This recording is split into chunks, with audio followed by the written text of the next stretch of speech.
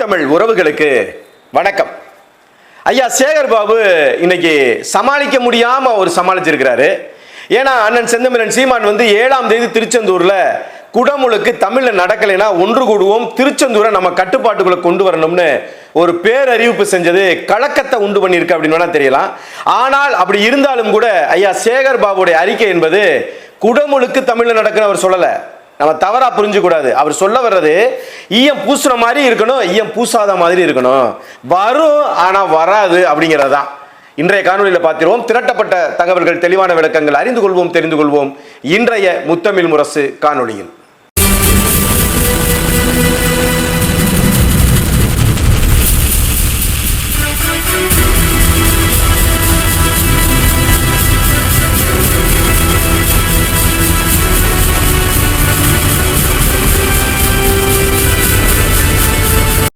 கடந்த சனிக்கிழமை அன்று திருச்செந்தூர்ல ஒரு மிகப்பெரிய ஒரு பொதுக்கூட்டம். பொதுக்கூட்டத்துக்கான காரணம் என்ன அப்படின்னா, 7ஆம் தேதி ஜூலை 7ஆம் தேதி நடக்க இருக்கிற திருச்செந்தூர் முருகன் கோயில்ல குடமுழுக்கு, அதாவது கும்பாபிஷேகம் என்பது தமிழ்ல நடத்தப்படணும் அப்படின்னு சொல்லி வலியுறுத்தி ஒரு பொதுக்கூட்டம். அப்ப ஏகப்பட்ட பிரச்சனைகளை ஏன் இந்த தமிழ்ல இவங்க நடத்தல அப்படிங்கிற விஷயங்களை எல்லாம் அண்ணன் சீமான் அவர்கள் மிக விளக்கமாக எல்லாத்திட்டையும் அன்னைக்கு சொன்னாங்க. அது மீறி ஒரு கட்டளை இட்டாங்க, திருச்செந்தூர்ல 7ஆம் தேதி ஒன்று கூடணும், திருச்செந்தூர் நம்ம கட்டுப்பாட்டில் இருக்கணும் அப்படின்னு. இதை சமாளிக்க முடியாத இந்து அறநிலையத்துறை, திராவிட மாடல் அரசு என்ன செய்யுது அப்படின்னா, நம்மளை குழப்பத்தில் உண்டு பண்ணணும். ஏதோ குடமுழுக்கே தமிழ்ல நடக்கிற மாதிரி, அதைத்தான் நான் சொன்னேன், ஈயம் பூசுன மாதிரி இருக்கணும், பூசாத மாதிரி இருக்கணும். அப்ப என்னன்னா, இப்ப எல்லாரும் என்ன நினைக்கிறாங்கன்னா, ஓ குடமுழுக்கே தமிழ் நடக்குதா, சீமான் கிடைத்த வெற்றி? இல்ல, கண்டிப்பாக இல்ல.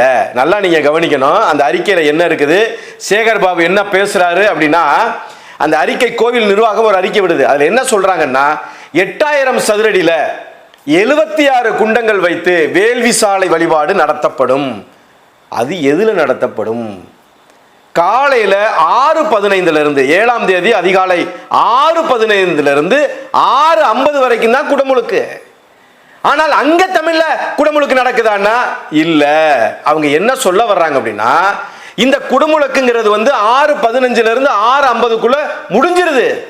அதுக்கு பிறகு 7 மணில இருந்து மத்தியானம் 1 மணி வரைக்கும், திரும்ப 4 மணில இருந்து இரவு 9 மணி வரைக்கும் 64 ஓதுவார் மூர்த்திகளை வச்சு நீங்க பக்கவாத்தியம் முழங்க, 12 திருமுறைகள், திருப்புகள், கந்தர் அனுபூதி, இந்த மாதிரியான செந்தமிழ் வேதங்கள்லாம் ஓதிக்கலாம். அப்ப என்னன்னா, போனா போகுது, அப்படி ஒரு ஓரமா நின்று ஆட்டத்தை போட்டுட்டு போப்பா அப்படிங்கிறது அர்த்தம். கும்பாபிஷேகம் நடக்கக்கூடிய அந்த கும்பத்தில் நடக்கக்கூடியது அவங்க நினைத்தபடி சமஸ்கிருதத்தில் தான் நடத்த போறாங்க. உடனே நம்ம எல்லா பேரும் குடமுழுக்க தமிழ்ல போட்டாங்க, மறந்துட்டாங்க, அதிர்ந்துட்டாங்க, ஆச்சரியப்பட்டு, அதெல்லாம் கிடையாது. அவன் ஏமாத்துறான், தெளிவா ஏமாத்துறான்.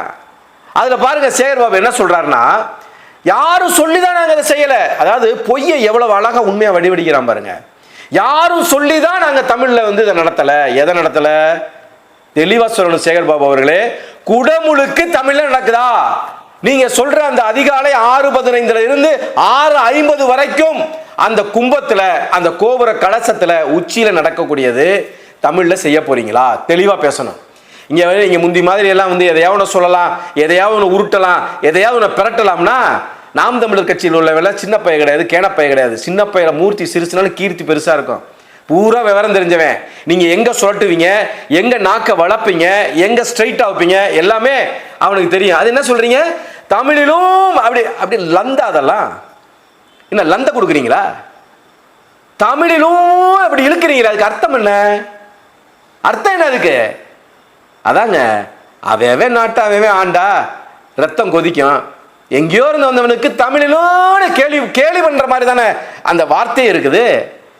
எங்க அந்த திரும்ப அந்த பேட்டிகளெல்லாம் நீங்க எடுத்து பாருங்க. நாங்க கேட்கிறது கருவறை மந்திரம், கலச மந்திரம், யாகசாலை மந்திரம் தமிழ்ல நடத்துவியா? தெளிவா நாளைக்கு ஒரு அறிக்கை வரணும். இதை கேட்டவனே எல்லா பேரும் தமிழ்ல நடக்குதுன்னு நினைச்சு போயிடுவான்னு நினைக்கிறியா? திருச்செந்தூர்ல 7ஆம் தேதி ஒண்ணு கூட போற, அது உறுதியாகி போச்சு.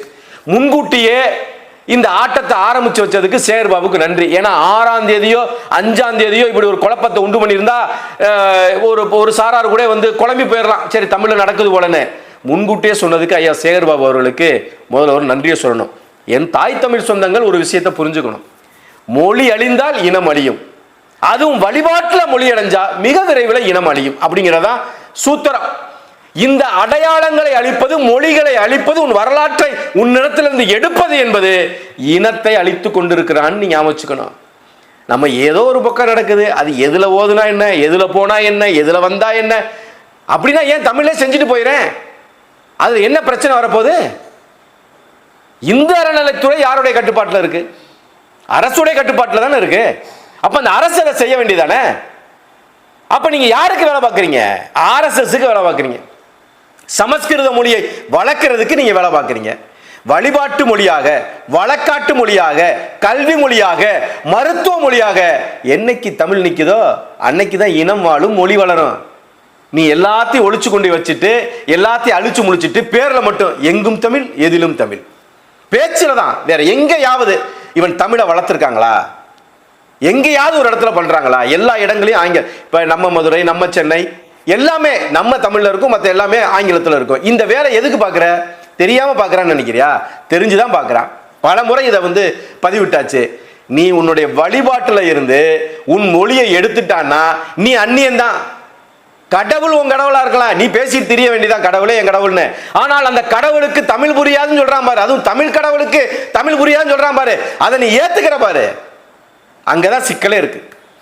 இப்ப இந்த விஷயத்துல குழப்பறதுக்குத்தான் இந்த அரசு நிக்கிறதே தவிர இது வந்து நமக்கு கிடைத்த வெற்றி கிடையாது. அதை முதல்ல மக்கள் நல்ல முறையில் நீங்க புரிஞ்சுக்கணும். இது வந்து குழப்பத்தை உண்டு பண்ணுவதே தவிர இது தமிழ்ல குடமுழுக்கு நடத்துவதற்கான அறிவிப்பு இல்லை.